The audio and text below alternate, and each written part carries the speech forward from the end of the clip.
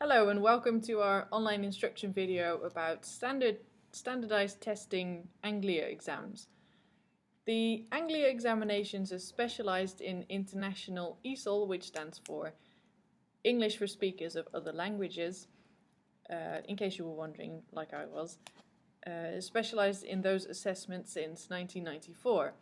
It is based in Chichester, England. Anglia is a non-profit educational network. It offers a comprehensive and structured program of assessing English language competence from beginner through to near-native C2 level worldwide.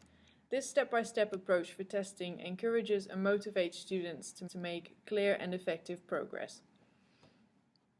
Much like the Cambridge language exams that we're familiar with, the Anglia examinations measure all four language skills: listening, reading, writing, and speaking. The first three must all be completed within the same day, much like the CPE, and the speaking exam is optional depending on the institution and can therefore also be taken on a different day. There are no minimum age requirements for the exams. The young learner levels are taken by children as young as 4 years old, and the higher levels are taken by students and adults who plan to continue their studies at international institutions or to improve their career prospects. The exams themselves are sent over from England, and after completion they are sent back there to be marked. After the marking, the examiners then send the certificates back to the school where the exam was taken. To provide teachers and students within the international community with a progressive, high-quality, fair, inclusive, and user-friendly range of English language examinations and assessments, which will impact positively on their learning and their professional and personal development, is Anglia's mission. So really, they're focusing on positive backwash effects.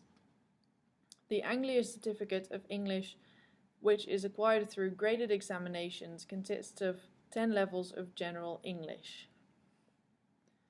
Starting with first step, junior, primary, preliminary, elementary, pre-intermediate, intermediate, advanced, except proficiency, and the highest, mastery, which makes it possible for everyone to work at the right level.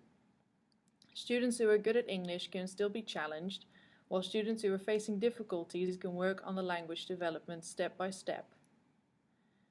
All Anglia levels are linked with a common European framework of reference, but more about this later.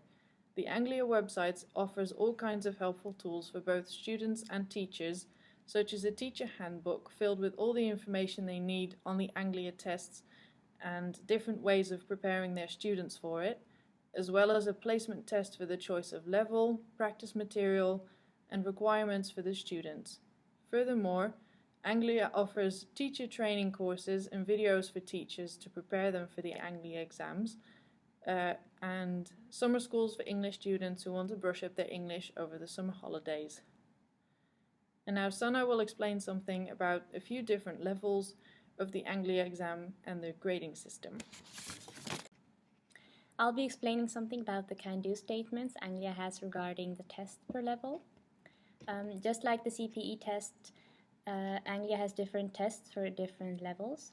However, Anglia does have, in contrast to the CPE, more levels on which a student can take a test. Anglia has 10 levels of testing, which Kim just told you about, and these are divided into 3 categories. The first category is young learner, the second general intermediate, and the third is higher levels. The level I've chosen to tell you guys something about is the preliminary level. This level is located in category young learner, and this is just to make clear what someone on this level should be able to do.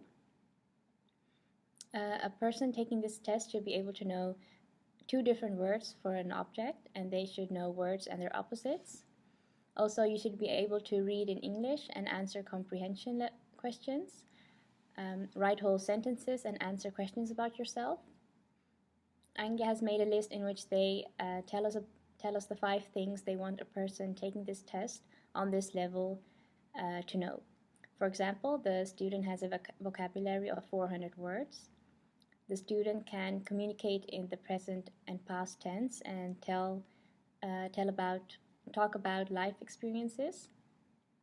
The student can say where things are located and when things happened. And students can express opposites, comparisons, and ownership. Well, these were the requirements for the preliminary level. For more information on these levels, you can visit the website anglia.org. Anglia has provided teachers with a handbook in which they can find the grading skills for each skill. I would like to give an example of a writing test on A2 level. Teachers focus on 4 criteria, being content organization, accuracy, range of vocabulary and structure, and task completion. Behind each criteria, they have written when you can score points for something and when you don't score any points. Also, teachers are given a table in which they can see if a student has passed or failed the test based on the obtained points. Now Shannon is going to take over and talk about the link between Anglia and CEFR and the link between Anglia and the CITE.